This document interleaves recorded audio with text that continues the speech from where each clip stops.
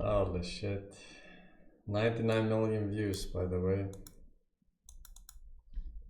I haven't really done a 5 signs you might be insert random sexuality and or gender identity right here in a while, so I thought why not do one today. In this video I'm going to be talking about 5 signs you might be gender fluid, which is one of the gender identities that I don't think is really as understood or talked about as some of the other ones. Actually, fun fact about me, I used to identify as gender fluid before I came out as non-binary for about 2 or 3 years. So yeah, fun fact. So let's get into 5 signs that you might be gender fluid. The first sign that you might be gender fluid is your preference in title or pronoun changes. Honestly, this is probably one of the biggest and first signs that you might be gender fluid, and a few examples of this are if you have a partner, one day being okay with them calling you their boyfriend, and the next, or within a certain amount of time frame, it just doesn't feel as comfy anymore. That title just doesn't fit you, or there's a disconnect from it. Another example of this is being okay with being called your parents' daughter and then at some point wanting to be called their son or their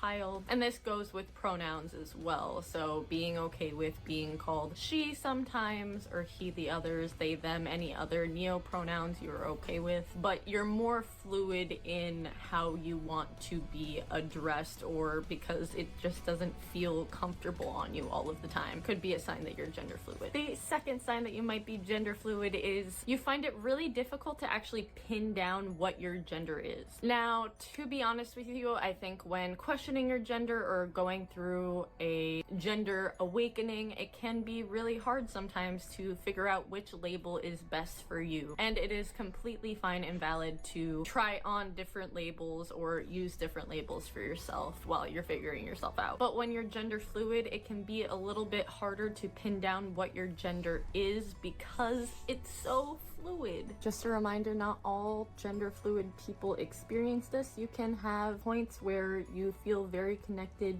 to a certain gender for an extended period of time. This is more of a generalization. I just wanted to put that out there. I know not every single gender fluid person has the experience of, oh, one day I feel like this, oh, the next day I feel like this. There are gender fluid people who do feel connected for extended periods of time. And then you feel like you've finally figured it out and then it changes again. But despite semi-popular representation in media depicting gender fluid people as always being able to tell what their gender is all of the time, a lot of gender fluid people actually have a hard time putting into words which gender they connect to at a certain time. So it could be a sign that you're gender fluid. The third sign on this list is the idea of being read as only a man or only a woman for the rest of your life makes you really uncomfortable and you don't know why. So imagine your life in 1 year, in 5 years, in 10 years. Imagine how you want to look. While this can be really difficult, especially for people in the trans, non-binary, non-cis community because of mental health and trauma that goes along with not being a cis person, it's a really important exercise to be able to do. So